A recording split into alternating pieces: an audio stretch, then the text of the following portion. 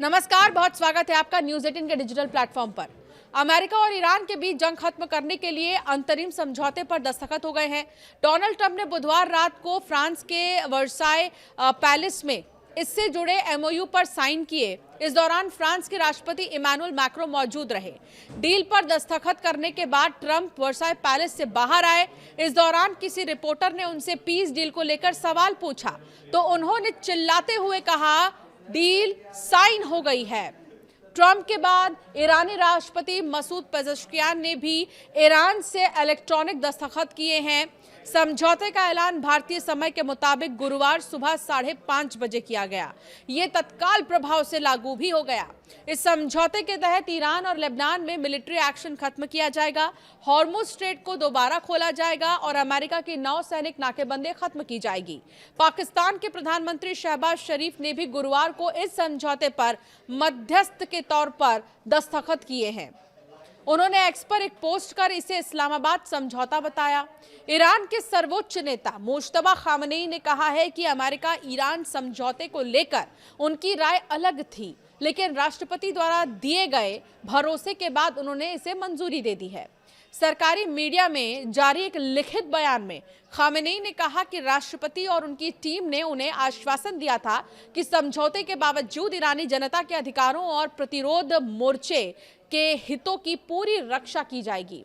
इसी भरोसे और जिम्मेदारी स्वीकार करने के कारण उन्होंने समझौते को अनुमति दी।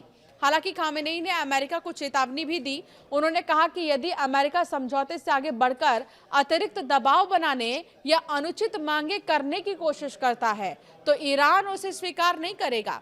अमेरिकी सेना के मध्य कमान यूएस सेंट्रल कमांड जिसे कहा जाता है, उन्होंने कहा कि अब ईरान के बंदरगाहों पर आने जाने वाले जहाजों को नहीं रोका जाएगा।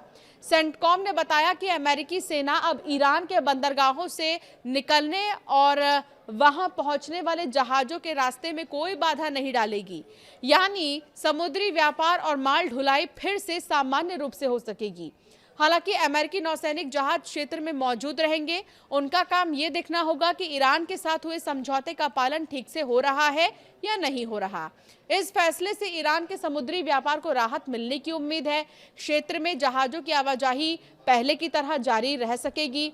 ट्रंप ने ईरान को $300 अरब देने की खबरों को सिरे से खारिज कर दिया। उन्होंने सोशल मीडिया पोस्ट में लिखा, अमेरिका की तरफ से ईरान को $300 अरब का कोई भुगतान नहीं किया जा रहा। ये फेक न्यूज़ है। अमेरिका को सिर्फ सफलता, कम तेल कीमतें और जीत मिली है। शेयर बाजार को भी देखिए, ये कहा गया। उन्होंने विपक्षी डेमोक्रेटिक पार्टी पर निशाना साधते हुए इसे डेमोक्रेट्स का प्रोपेगेंडा बताया है। तो वहीं वेंस ने कहा है कि बुधवार रात हॉर्मुज़ स्ट्रेट से 1 करोड़ से भी ज़्यादा बैरल तेल की आवाजाही हुई है, जो संघर्ष शुरू होने के बाद सबसे ज़्यादा है। उन्होंने कहा कि तेल की कीमतें लगभग युद्ध से पहले के स्तर पर लौट आई हैं और अमेरिका की बात करें तो पेट्रोल की कीमत भी पहली बार $4 प्रति गैलन से नीचे आ गई है। वेंस ने कहा है कि कीमतों में आगे भी गिरावट जारी रहने की उम्मीद है। ये भी कहा कि लगातार दूसरे दिन ईरान ने हॉर्मुज़ से गुजरने वाले किसी जहाज पर हमला नहीं किया है। तो फिलहाल तो शांति है क्योंकि दस्तखत हो चुके हैं। पाकिस्तान इसे जो है इस्लामाबाद समझौता बता रहा है, क्रेडिट ले रहा है। जाहिर सी बात है क्योंकि पाकिस्तान के इस्लामाबाद में कई दौर की बातचीत हुई थी दो देशों के प्रतिनिधियों के बीच में, और ट्रंप की खुशी मीडिया के सामने देखने को मिली और उन्होंने बहुत चिल्लाते हुए खुशी से कहा कि डील साइन हो गई। तो अभी सब कुछ ठीक है, सब कुछ शांत है, कह सकते हैं बहुत सारी चीज़ों की कीमतों पर इसका प्रभाव बहुत जल्द दिखाई देगा।